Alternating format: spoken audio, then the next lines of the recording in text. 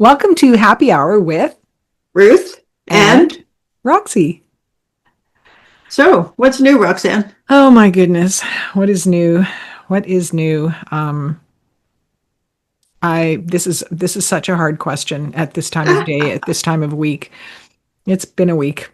It's been a week. But I will say this sweatshirt is new because I went shopping this week. It was a bit of retail therapy and nothing fancy. It's a $20 Old Navy sweatshirt and I just need to feel cozy because it's cold. Yeah.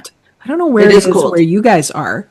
So Leanne, our Leanne, Leanne author friend who lives in Alberta, it's supposed to get something like minus 50 something with the wind chill this weekend. That's nuts. She sent me pictures, she put them on Facebook of a drive to pick up one of her grandkids. Oh yeah, I saw that. Oh my gosh. That was terrifying. That really brings back memories for me because I grew up in Saskatchewan. That's how I learned to drive in weather like that. And it is scary.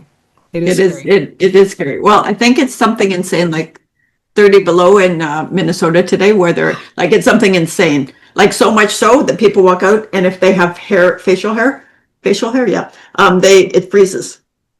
Like even the reporters and like this is the day they had their no spending money, no going to work, no nothing. Yes. Or like their protest, right? Yeah, and there were so many people out there and they were like, you know what? I don't care how cold it gets. I'm coming out every day until they get out of our city. Wow. Right? Like, and it looked cold. And then somebody was like, they're picking a battle in winter in a city that's used to winter. Like that's the stupidest move that they could ever make. Yeah. Right? Because the people that are coming in, the ice agents, but Minnesota is like really cold and those people are dedicated. Like, Yep. Like, and they know they got the clothes for it. They got the boots. Yeah. No, that's just it. They definitely know what they're doing. No, they absolutely. But So what are you drinking today, Ruth? I have Stoneboat bubbles because, I'm feeling, happy hour-ish. Rox, what are you drinking? I am drinking Oyster Bay Sauvignon Blanc from New Zealand because I love New Zealand and I feel good about buying from New Zealand. And I love Sauvignon Blanc. And they are the kings. They are the kings and queens. They are the royalty of Sauvignon Blanc. They know they sure are. It is always good. It was like going home to the mothership. That's right. I was so sad when we visited there. The only place that we couldn't go to was Hawke's Bay, where they apparently make this amazing wine. But they were having just a major catastrophic natural disaster event. But But we have really, really good friends. Our friends Kathy and Todd are going to New Zealand, and I think by the time this is out, they will be in New Zealand, and they're there for a month. Oh, a month! Oh my goodness! I would actually. I think they might be there for 3 weeks, and then they're going to see friends in Australia for. Okay. But yeah, so if it weren't for the flight, I don't know. Just don't. Although the overnight flight, I have to say, and we don't work with Tourism New Zealand anymore, so this is not a pitch. But the overnight, like if you go out of Vancouver and you get on the plane and you have a glass of wine. And you watch a movie and you get dinner and then you have a little nap and then you wake up and you're having breakfast. It doesn't feel so bad when you do it direct. Yeah, I can see that. It's not so bad. I can see that. Still pretty bad, but not as bad. No, but still, I mean, it's long, but it's like especially Air New Zealand. Oh my goodness, they take good care of you. Well, and you're excited because you're on the way. It's the trip back. It's the trip back that's brutal. But you really don't like planes. Like I'm on a plane and I'm like, I mean, coming home, all I want to do is sleep. But like you see, the travel part for me is part of the journey. Whereas for you, you're just like, I want to get there, right? Well, it's not the. Yeah, I think it's because I don't sleep well. I certainly don't sleep well on planes. I can't sleep, and I think. Like I almost was feeling a little claustrophobic on our last one. Like I got to get out of here.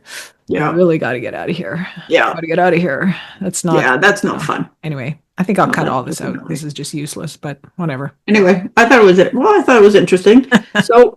so today, and I thought a lot about this when I realized that we had to make the title "Everyone's Faking It."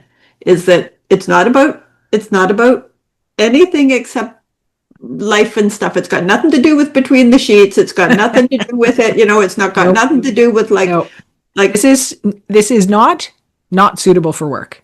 Yes. And it isn't, it's not about, ICE playing,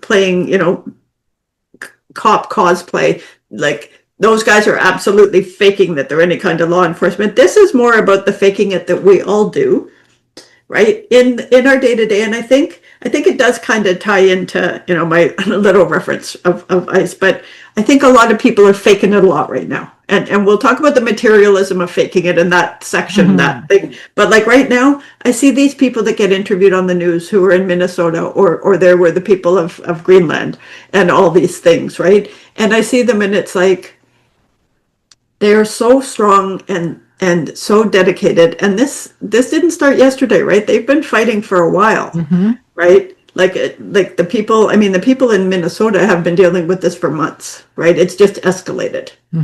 And it's like, and the people in Greenland, I think it's been bubbling up, but it's like, we're talking days and weeks and months, and it adds up. And you see these people, it's like, we're not going to back down. And I fully believe they're not. I also believe they're faking it, because then they probably go home and cry themselves to sleep. Right. And are like, how are we going to take our city back?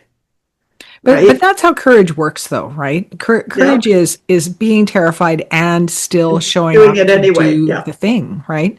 And so that's not faking it so much as, to me, that is accessing your best self, your best intentions, even though you can't hold that 100% of the time. You can't be that person always, but you can be that person long enough to do it so that someone else can take over for you. It's almost like a chain gang, like But and I think that, and maybe it's the words, faking it, because it really is like it's almost like you have to fake it to yourself. And then I think about, we're thinking about, there's a little, I think 5 or 6-year-old boy that got picked up by ICE. They got his dad. And then they used the child as bait, right, to try to get the other family members out of the house, which is just horrific. But like, I was thinking about, how as a parent are you explaining to your, like, even the little ones would be asking, because their friends, they know their friends are afraid, right? And it's like, and I started with actually Paul, my husband Paul, and I, your husband Paul, conversation about it, and about that thing you have to do as a parent or a grandparent or a good friend or an auntie, that thing when somebody comes to you and they want to feel safe, and you don't know if you can keep them safe, right? Like and you almost have to fake it for yourself so you can make them believe you. You know what this makes me think of? This because I do remember, I don't know that I was very good at that, because I don't necessarily fake it very well, but I remember with my kids being like, oh God, I have to be the adult in the room. I have to be the one. Wow, who decided this was a good idea? This is a terrible idea. But you know what it reminds me of is that movie, Life is Beautiful. Do you remember that one? I've just got it up on Wikipedia here. 1997 Italian film. And it's about a man a Jewish Italian bookstore owner who employs his imagination to shield his son from the horrors of internment in a Nazi concentration camp. He's sent there with his kid. And I remember that movie, and I remember the tapestry that he wove for this child, so that the kid believed that the kid was fully engaged in the world of that camp. But his dad created a world where he could see beauty even though there was horror all around him. And he did it. And my memory of this is that he did it so that if his child survives and comes out on the other side, he's not ruined for life. And that's faking it to the nth degree, man. That's the ultimate fake. Well, and that's just it. And I think because when you talked about that, it's sort of what it made for me was, so not only is the child finding joy in every day, which I can't imagine. Like, I think people searched for joy because that's that's human nature to try to figure something and do it. But it's like, in this awful place, day by day, like in the present, he was able to take his son out of it because they were, and then the longer term thinking of that. And it's like, talk about a sacrifice that you're having to do it, but also being able to do it had to feel like, and joy is a form of big resistance, right? Like, to be able to do that, and to think as a parent that that you protected them a little bit in the most horrific of circumstances, right? Yeah. And it is. And I think, but I also think there's, so there's the, Instagram perfect life that everybody talks about and stuff. And it's like, some of them, people get paid to do that. People, they have insecurities, they have all that. And that's really not what we're talking about. But it isn't just the fake people that are faking it, right? Like sometimes you have to, there's emotional faking it. It's pretending you're okay because others need you to be, right? And I think women do that too much, right? Sometimes or if you're seen as the strong one kind of thing. But the other side to that is there are a lot of really vulnerable people, and they just need to feel like if you're standing up to them, I can do it. Right. Exactly. And right now that's it's going back to what's happening in the US because we can't help it. But it's all of it, right? It's if somebody stands up and says, you can't say that, it's wrong. Somebody tells like a joke that is harmful to someone. One of the things that I saw online that when I was researching this, sometimes faking it isn't dishonesty, it's triage. Ooh, right? Yes. Yes. Right? That's really good. That's looking at everything and saying, this thing's the most important. I'm going to put things in order. Yeah. What is the worst thing here? I'm going to identify that and then deal with it. And that doesn't mean that the other things don't matter. It just means that something else is bigger. And sometimes you have to step up and say, take a breath, it's going to be okay. To do someone or to yourself, even if in your intellectual side, in your brain, you can't say that, right? It's like, it's going to be okay. And that doesn't mean it's going to work out the way you want, but what that kind of thing. But I think it's really it's really important to be able to do that in a hard time. And then, but make sure that if you're the one doing the faking of it, that you have somewhere where you don't have to fake it to be strong for everyone, right? It's like, find somebody, be able to say, this is really hard and I'm scared. Right? Because you can't say that to your 8-year-old kid. No, you cannot. No. I read a really interesting thing recently that is a bit relevant here, I think. And it was about a study. I can't be any more specific than that.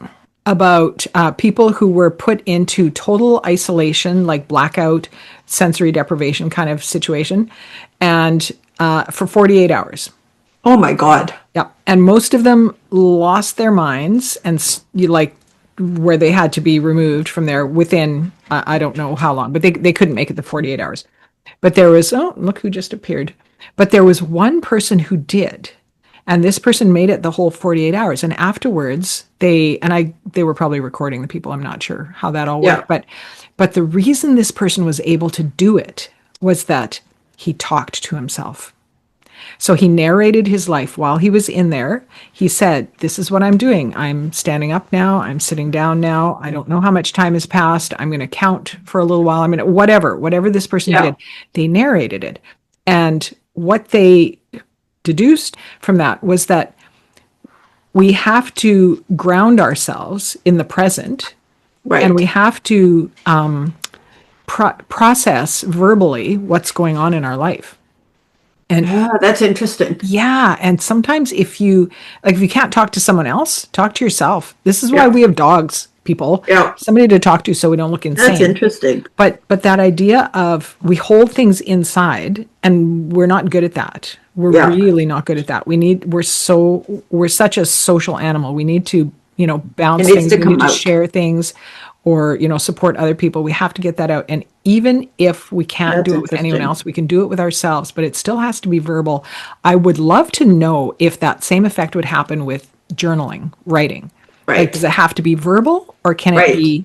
Because I know throughout my life, I have had times where I can't be the person I need to be. Right. But when I put all those feelings on paper, I have more strength then to be the person I need to be, right? Yeah. So you make the space somehow. Yeah. So is it the act of identifying it?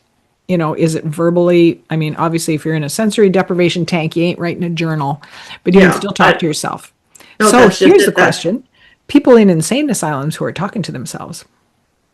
Oh, I've had that. So So a lot of people who are bipolar, for the ones, and I forget which one it is, but quite often the ones that go into like manic episodes and that, and you know, quite often they may have a period, if they have a mental break, where they believe they're Jesus. Yes. Yes. Right. And that's a common theme among those, right? Who are bipolar. So my question has always been, and that's exactly the people that may have been seen having, you know, really serious mental health issues. And we know, you know, historically, the farther back you go, the farther back is like if a woman had an opinion that she had a mental health issue and they put her away, right? Like stuff like that. But what if the people that we have thought as mentally ill, what if they were just on a different level somehow mentally than we are, and we've been locking them up, instead of seeing them as prophets or something, right? Like it's so back in the day, and I actually have this on my list to read something about, is in the 60s, I guess probably 60s, is governments, so hippies started to take, you know, LSD and mushrooms and things like that. Well, government didn't like that because it opened up their brains, and they started to be like, why am I working for the man? And why aren't I doing this? And it started sort of the revolution, right, of pushing back on it. So government made it illegal, like, or more illegal, let's say. I don't know. I don't have all the specifics, but it's like, so what if, like, during the days of, is it Leary, Timothy Leary, right? What if back in those days they were coming across another level of your brain, and government stopped it because it would stop the capitalist empires, right? So my sister has a huge theory about this, which is really fascinating, but it's also like, so what if, when you think about that, all of this stuff that we're going back to now, we actually had before, but it didn't fit the regime that we're seeing. We're in late stage capitalism, which is declined right now, right?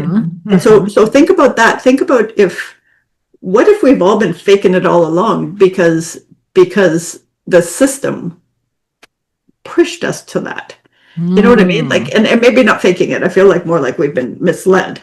But like, what if the whole thing really isn't what it was supposed to be, and we're not supposed to be these worker bees, which has gone off on a whole different thing. We will put a button in this. Okay. So one of the things I also saw out there was, sometimes the bravest thing you can do is borrow calm you don't feel. Ooh, that's it, right? Borrow calm you don't feel. Yeah, I love that. Right. So you can say, I can do this for the next hour, right? I'm going to fake my way through whatever support or challenge or whatever it is you're going to do, and I'm just going to borrow calm from future me, right? Ooh, I love that. And then be able to step into it. Because one of the things I always did as an introvert, as a reporter, or also if I was presenting, I would step into, it would be like, what would the person, you know, like, what would a role model do in this thing? And I would step into a role, right? Like it would be, and I would step into it. So it kind of left insecure Ruth over here, and you step into it, and as soon as you come back, insecure is like, what, why'd you do that? Oh my God, how was this? Oh, that was scary. And yet for that moment, you're okay because you've taken on a role. And I don't think that's a bad thing, as long as you're able to work it out later, realizing that you did it. Right? Well, that's so interesting, because I've heard many stories about various actors talking about how they're extremely introverted, extremely shy, even, or uncomfortable in a group. But if they take on a role, when they take on a persona, they're fine. They can be absolutely someone else. And I actually remember that, because I was always terrified of the spotlight. Do not call on me in class, like when I was a kid, all these things. But I loved drama. Yeah. I loved being on stage. That's fine. Yeah. Give me a role where I'm not me. I'm somebody else. I can say whatever I want. Right. And I still recognize that, only I think now I have integrated those parts of my personality a little bit better. But now it's actually me who likes the spotlight. Oh. Right. Well, no, and there are people that are, I guess, more comfortable, and you see it. And I mean, we do it in media coaching, even in presentation training. It's helping them because once your brain rehearses stuff after a while, right? It just like you don't want to be too polished. You want to be human. But the other side of that is do it enough, and you get less scared. I mean, my voice still always shakes. I talk too fast. Like that's just the nature of who I am. But if I did media or presentation coaching on myself the way I would do it for somebody who had a big speech, it wouldn't, because your brain, you train your brain, right? It's like, here's what it's like how, honestly, it's how you train a dog. Repetition. Yep. Right. But I think like, and I want to talk a little bit about, because it doesn't really bother me that much, the Instagram stuff, because sometimes it's inspiring, like the people who are really faking it. But there are all these ridiculous things out there. People get like a picture of, the view out an airplane where you can see the shape of the airplane window, and then they put like 2 hot dogs, and that's supposed to be their tanned legs, and they pretend they're at the beach. Like it's like one of those where people are, or you've seen the people where somebody's sitting in what looks like this beautiful thing of water, and meanwhile they take the back shot and it's a mud puddle, right? And it's like, hey, that's a lot of work to go to have this perfect life. But the other side, because I have to say, had some people tell me it's like I'm a little too positive all the time. But what they don't notice is I don't put positive stuff out there every day, but I don't go out and share I'm having a shit day because I knocked my coffee over and it hit my laptop and blah, blah, blah, blah, blah. Because honestly, why would anyone want to hear that? Okay, so just to play devil's advocate, sometimes I find those posts really funny.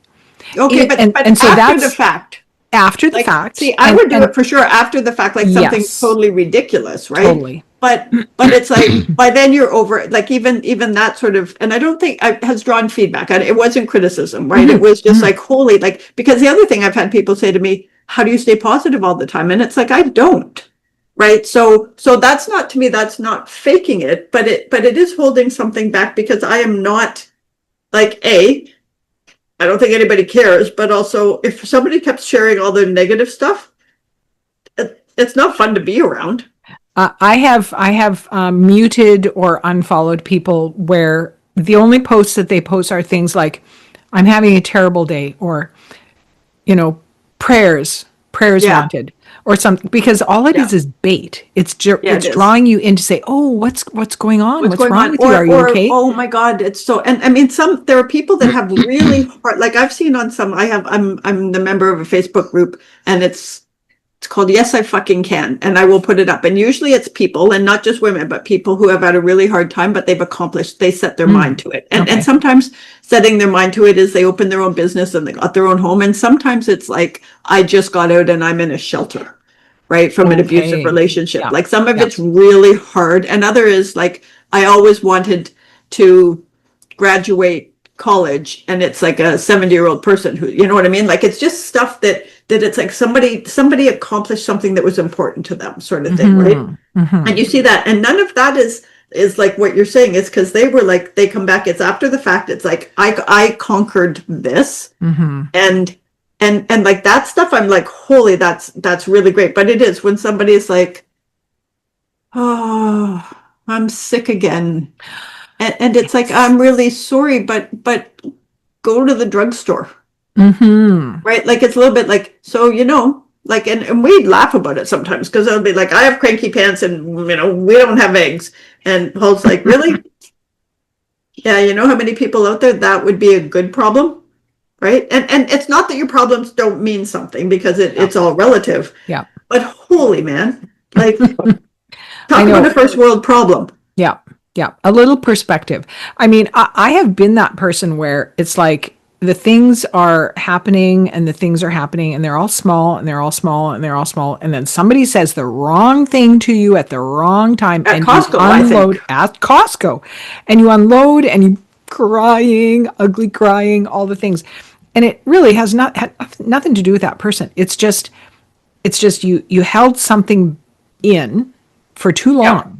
Yeah. And it needed to come out gradually. A healthier response would have been to address everything gradually. But some of us are not that evolved yet But because, also it kind of goes back to the faking it thing where it's like, I also think that as many of us, mostly that I know women, were taught to go along and get along, right? Yeah. And do all those things, and it comes up. So you do fake it a little bit of like, no. And I mean, Paul and I work together, so he's not going to invite work colleagues over at the last minute. But it's like no, it's fine if you're bringing your boss and his wife over tonight. And it's like, so we've faked it for so long. I think some of us don't sometimes know when we're faking. But the other side, I think it is really important. Like, there are times when you have to have that conversation and say to yourself, like, do I really feel this, or am I faking it? Right? Should I say no to this? Right? And again,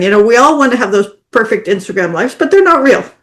Right? Anybody who tells you their life is easy and perfect is full of poo. Yeah. Right? Because like, you see the things, even everybody thinks, oh, if I had a, $10-20 million, life would be maybe easier, but also more complicated. Right? But I do think that in some ways we're all faking it, and some it's fake it until you make it, fake it to get through it, because this has to get done. It's triage, and you're fixing it, and then you're gonna, and that's always been my thing, is I'm really good during a crisis and an issue, and as soon as it's handled, I sit in the corner and cry for a week. Right? Because some people, it's like I would run to trouble because I can, in the moment, I can handle all of it. It's the aftermath of it. Well, because then you're safe. Then you're that's just, safe. and you have to get rid of it. Whoever I cared about, whether it's a stranger, is at least I hope safer. Yeah. Right. Kind of thing. But the other side is it's going to come out somewhere. Exactly. It has to. It has to. The Instagram thing is so interesting because, of course, when I was raising kids, there was no social media. It would have been easier in some ways and harder in other ways. And this is what I'm watching with my daughters who are raising small children. They've got the community of social media around them for support, which is good. There's lots of, Facebook groups, Insta groups, whatever, that you've got a place to go. You've got a place to post things and get some response. But on the other hand, you've also got all these other people who are showing you, who might have just better photography skills than you, that maybe their life is better than yours. Maybe it looks better. Both my daughters are active. Both my daughters that have children are active on social media. And I have heard that people really appreciate that they are realistic about their journeys, right? Because they post, and they're good for, my kids are all quite artistic, but they're good photographers. So they take these great pictures of their kids. And sometimes the pictures are like, a kid wailing their head off. Yeah. And that's not the typical Insta shot, right? But that's the reality. So that's just the beauty is, here we are, 7:00 again, can't get my kid to sleep, and kind of wish I could drop her off the balcony, but you know what? I love her, so I'm going to keep her, and I'm going to try and get through this. And but that's real, just it, right? And then other mothers that read that, other parents that are reading that, they feel less alone. They're like, oh, somebody else wonders why they ever decided that parenthood was a good idea, because that's how we all think. It is not true. The whole butterflies and roses and this pretty little baby with the butt up in the air and the smooth skin and all that. No, sometimes they're just like shitting, screaming monsters that you love with all of your heart, and you can't live with them. And that discordance, that juxtaposition of love and discomfort it can be a really beautiful thing. Well, and incredibly authentic. And I think it's the balance of, like, one of the other things is like, everybody's really faking it, but it's like knowing when you don't have to, and when by not. Like, it's like, I can see with a little kid, in a family crisis, you've lost somebody unexpectedly, somebody's sick, like there's all that stuff, right?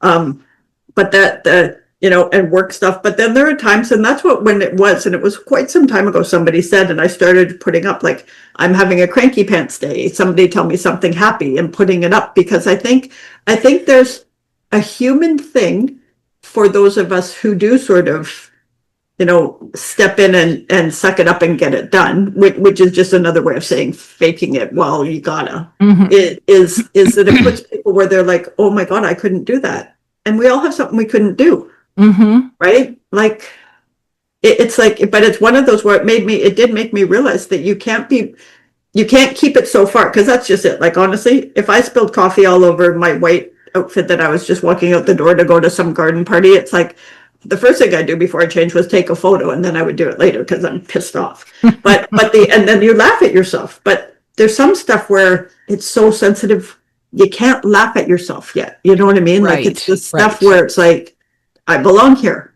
Oh, maybe I don't belong. Like, the imposter syndrome is like, hey, it's real, right? And the other side of it, it's ridiculous. And the other side of that is, and everybody's got it at some point. I have a picture. I have an image for you to picture in your mind. So my sister is getting married. I'm the matron of honor because I was already married, and my baby is 6 months old, and we're in the nursery at the church in between the wedding ceremony and the reception, whatever. And of course, I'm in the party, so I was up front. So I had this brief little window to come back and like look after my kid, right? And my husband was a photographer, so we had other people helping us, which was really wonderful. And I'm quickly changing her, and she's in this super pretty like white satin dress that's all cute, and she's just such an adorable 6-month-old. And I get her on the change table and I undo her, and she lets loose with this huge, voluminous shit, like sprayed across the table of the change table in the church. And it was just like everywhere. And I'm like, wow. I don't even know what to do with this now. And it wasn't a faking it moment, but it was just like a reality. Here's the top half of this baby is beautiful in a white satin, and the bottom half, don't even look. Just don't even. And I had another outfit in my bag, and I changed her into something plain and ordinary. And we went on with the day, but it was just like a wedding, and I want to do everything right. And because that's reality. That's just reality. Yeah, so that's just it, right? Like, so it wasn't faking it. I did my best for my sister. She had a lovely ceremony wedding. Everyone laughed. But I think you also kind of did. And I guess it depends on how you want to stretch faking it. Because you were smart enough, first of all, to have another set of clothes. Oh, you learn. Right, but the other side of that is you didn't freak out and go to your sister and say, "Oh my God, the pretty little dress." Right? You kind of faked it, like it's all good, and nobody, like, as much as people would have noticed the beautiful dress, they didn't notice it wasn't there either. Right. Yeah. Right. Like, but you did kind of fake it until you and that fake it till you make it stuff. It really is kind of, because if you said to everyone, oh, I don't quite know how to do that, nobody would ever hire you or trust you to cook or trust you to even like if I have to take a cork out of a Bubbles bottle, right? Holy man, I fake that absolutely, because I'm terrified of it. I think it's gonna like knock my eye out or something. I love doing it. Right? Oh, that's favors. But I do think it's like mostly it's the supporting others where the fake it comes. And then it's like, and I have to watch myself from being a little judgy, because the whole selfie thing is not like, I don't like pictures of myself. I don't come from that generation. Right. But the other side of it is like, people are on holidays and I'm getting a selfie of them standing in front of, and it's like, I'd just like to see the Coliseum. And it's like, I get it. And I get one selfie or two or three. Sure. But every picture's got them in it. And it's like, okay. And again, I don't know what I don't know about this, because it is not just one person doing it. This is a whole era of selfies. Right. I don't get it. And so for me, if I have to be in a picture, that's a fake it moment. Right. Yep. I know. Right? I have some pictures of you. It's very clear. Yeah. Every now and then. But you know what? Like, look at this though. Like, here we are on video, and you're fine. You're fine. And a role to play. Beautiful. And we're having fun doing it. Yes. This will shock you. I have a book recommendation. Oh, really? Because I'm trying to get better at What a surprise. Yes. And the book title is called Malibu Rising. Okay. And the author is Taylor Jenkins Reid, Reid. And the book is it's set in the 80s in Malibu, California, and it's set in the world of it's the surfer world, and it's the Right. big excessive parties, the wealth, the crazy Yeah. people that lived on the cliff, and it centers around one family of four siblings, and how they manage with their mother, who is a single mother, and various things. They all become surfer famous in one way or another. And the main character of the story becomes a model, more or less, because she has to find a way to keep her siblings together and fed, and she's a surfer. She's got a great body, and people want to photograph her. Mhm. But she becomes this person who is absolutely 100% faking it in her life, Mhm. because she doesn't want people Right. taking pictures of her ass, like Yeah. that's not what she wanted when she Yeah. was that wasn't her Right. dream. Right. But she made sacrifices to keep her family together because her deadbeat father wouldn't, step Right. up.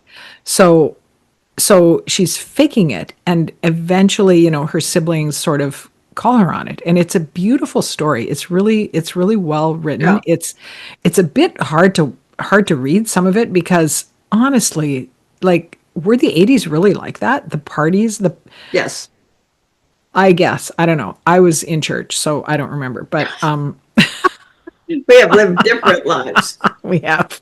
But But but it's I a think that's a really good example of it Mhm. is like maybe looking at ourselves, because I think we all at least be honest with yourself if you are, right? Because we are all faking it. It's making our life look good, making us look like interesting humans, but all of the things, right? And as long as you're not doing it because you feel like you have to be that human for anybody to care about you, right? Like you can't, like, that's one thing to be like, hey, look at my decorating skills, Mhm, right? It's mhm. one thing to be that, and another thing to be like, oh, I have to look like I have the perfect life. I You think know what I it mean? Like comes there's, down I think it comes down to honesty with yourself. yeah, and that's Like, just it, right? Like being really honest with yourself about which are your faking moments that help others, which are the ones you do as a mask for you, mhm, or a mhm, strength for you, that kind of thing. And what are the ones that are pure ego? mhm. Right? It's like, Yeah. I need you to think I have a perfect life. And it's like, Mhm. for me, I don't think anybody has a perfect life, so don't Yeah. even try. Yeah. Because I sure as hell know I don't. I mean, it's as perfect for me as it could be, Oh, but your it's your life. wall of faces is perfect. I love But that. well, yeah, but you know what I mean? But it's also life. There are disappointments, and Yeah. Yeah. there's crap, and there's Yeah. mistakes, and there's hurts, and there's all the things. Yeah. But the other side is, the next one is, I am happy to fake it until I make it, to support people I care about. If they need me, I don't Mhm. care if I'm tired, Mhm. I'll have a coffee and suck it up. But the other side of that is, I appreciate just that.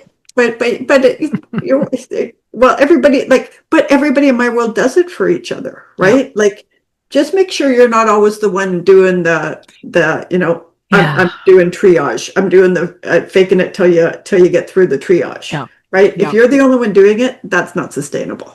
It's not sustainable. Yeah. And that book that I mentioned, that's a theme. It's like, you cannot keep sacrificing for Yeah, everyone else, or keep pretending for everyone else, and not have there be a cost to it. yeah. That There's what and always a that and cost. but that's just it, and and it's something you taught me is everything that you achieve or earn or get here comes with something over here. It's a ledger, and I'm not saying it's all transactional and it evens out. No, Sometimes it it's feels not like that this, way. right? But the other side is, the other side of it is like paying attention to those. It's okay if it's important to you, that you want to share how pretty your balcony is over, if it's over a park, or a river, or a lake, or an ocean, or whatever it is. It's like, that's okay. Just make sure you're not doing it to have somebody else out there go, wow, that person's really made it, right? It should be Right. because it brings you joy, not Mm-hmm. because it's like, Mm-hmm. hey, I belong because I achieved this, because you Mm-hmm. belong without achieving that. That's just cherry on top to Oh, life, I right? love that. I love that. That bears repeating. You belong without having to earn it. I think that's a really strong point. Is that that's what we're often looking for when we post Yeah. things on Insta or Facebook or whatever. Yeah. Is we're looking for somebody to validate us. Well, And, that's just we don't it, need that right? validation, right? I mean, that validation is wonderful when we get it. When it comes with support and community, and maybe you can develop a circle around it, Yeah. that's great.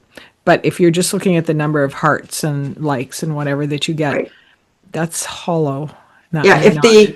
If the quantity versus the quality of engagement, Yeah. reaction, appreciate, whatever it is, it shouldn't be about the quantity, is definitely the quality, Yeah. right? And it also has to be you. Would you click like on that because it's real, right?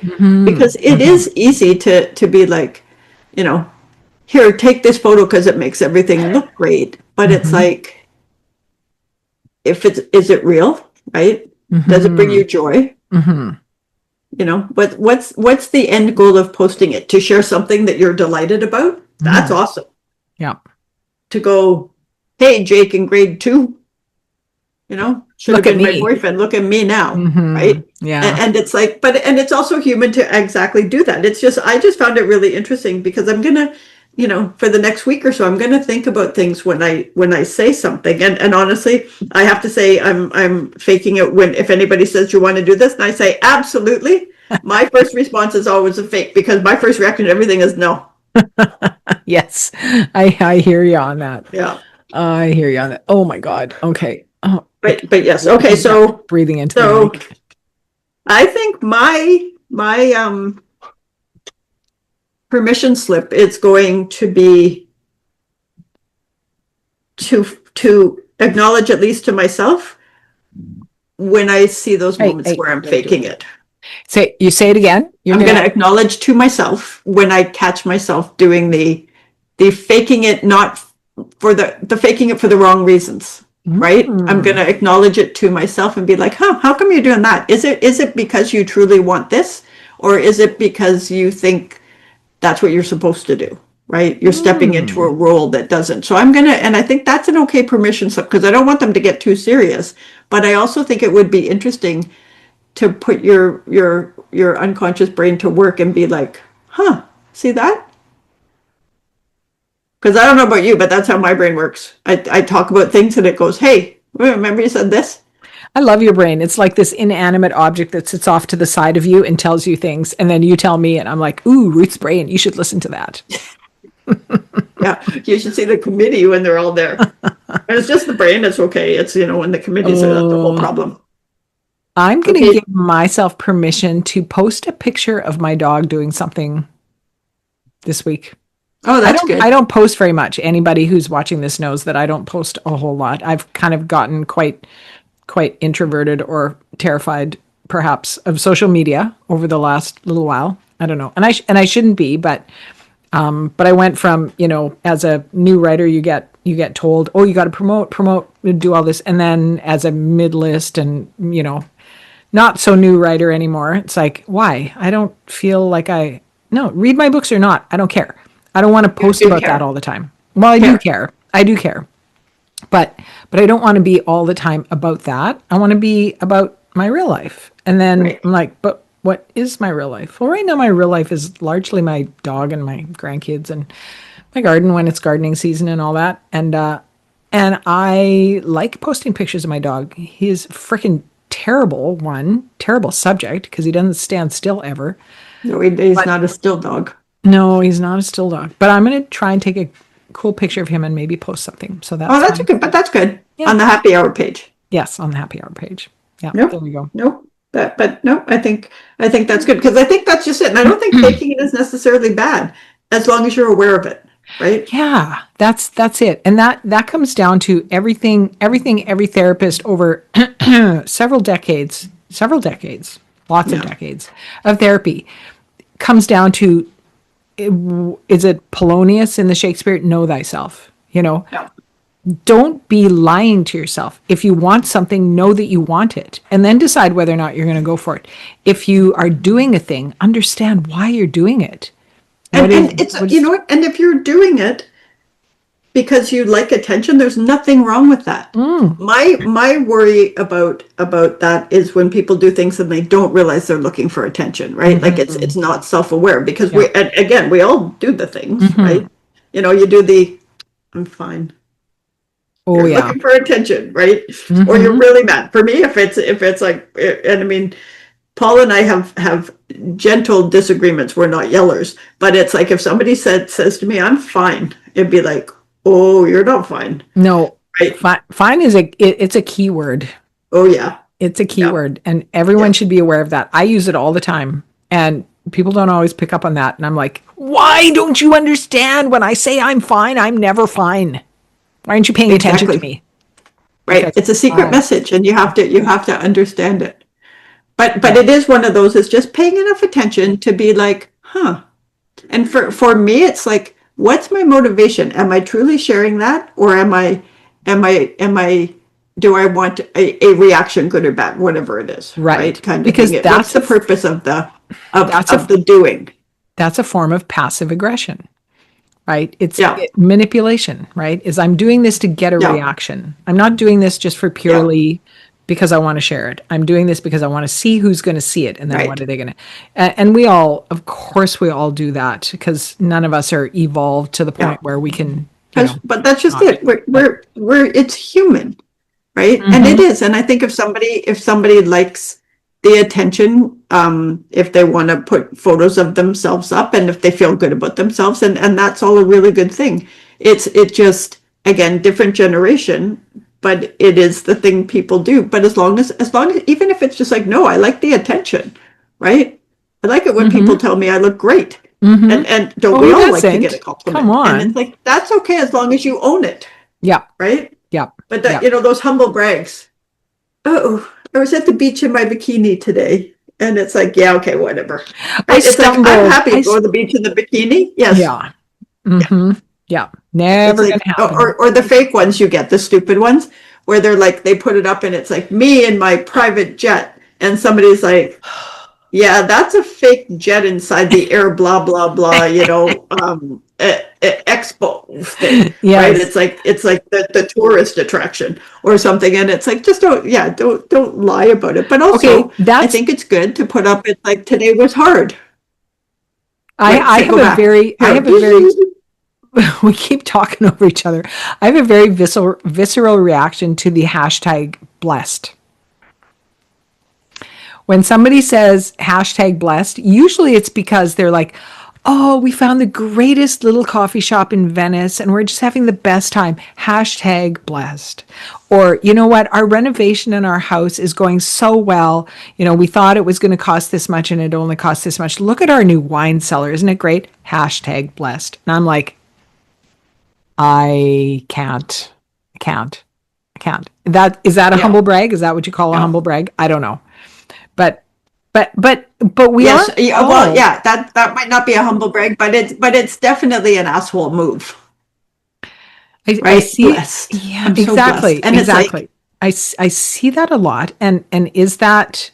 I mean, have I've probably done that. I don't know, but that's one of those where I'm imagining, well, if this is how I feel, then maybe this is probably why I don't post on social media anymore, because I'm always overthinking myself and saying like. Blessed is a trigger word for both of us, right? Like the whole religious connotation, right? Yeah. Like, but I could put something that's like, I'm so grateful that we get to walk in this forest. You know what I mean? Yeah. And so if I put the word grateful, would that bug you less than blessed? Oh yeah, definitely. Like, is it the word blessed? Because blessed has religious connotations, blessed right? has religious connotations. But for me, blessed has the implication that it was a thing that was given to you. It was a thing that's conferred on you. Where usually it's like, well, you worked because you're special. Yeah, you're special. In fact, I know you worked your butt off to have everything you have, and you know what? Own it. Own it that you worked 75 hours a week for this time of your life or whatever. Like. Yeah. And then maybe don't show pictures of everything that you've got there, because maybe it doesn't have to be shown. Lots of people don't. Because lots of people don't have that. Maybe. Well, that's just it. And lots of people don't. Yeah. Yeah, I don't know. Like, It's that's just hard. it. I think it is hard, and I think everybody's got to make their choices. I am very aware that lots of people that I've met traveling are on my Facebook page, and I do know that we've worked hard, but we've also been lucky, and we live in Canada, which starts it off. Hmm. So I'm quite careful. I don't hide anything, but I'm quite careful knowing that, during hard times, not everybody's lucky enough to be able to open a bottle of bubbles. And so I Oh, keep I yes. keep that sort of aware, and it's just kind of like, it's not like I'm hiding anything, but it's also like there are people really struggling Yeah. that are out there that see this stuff, and Right. and to them it probably feels really unfair, Yeah. right? Yeah. Yeah, that's the Because just by challenge, the right? nature that I was born in Canada. I was lucky. Hmm. Exactly. We are all hashtag blessed to have been born in Canada. Yeah, Yeah. yeah,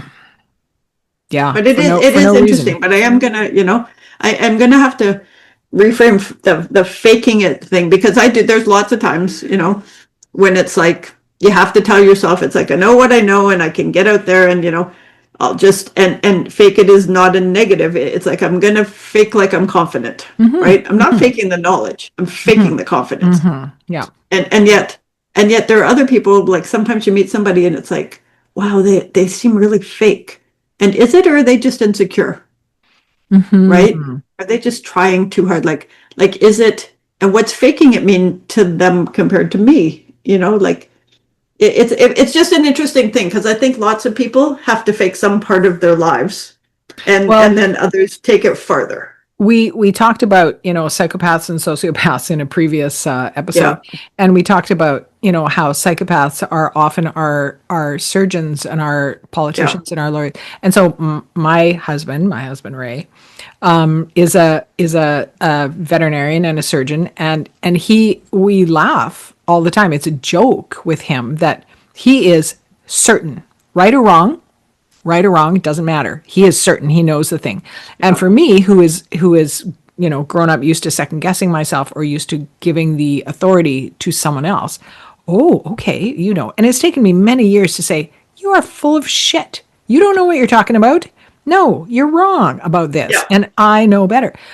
But I have to have all my data in line in order to counter him, because in his world, the it's necessary to provide comfort and confidence yeah, to the people that he's dealing with. If he's going to deal with an animal that's sick or needs surgery, they need to believe that he knows what he's doing.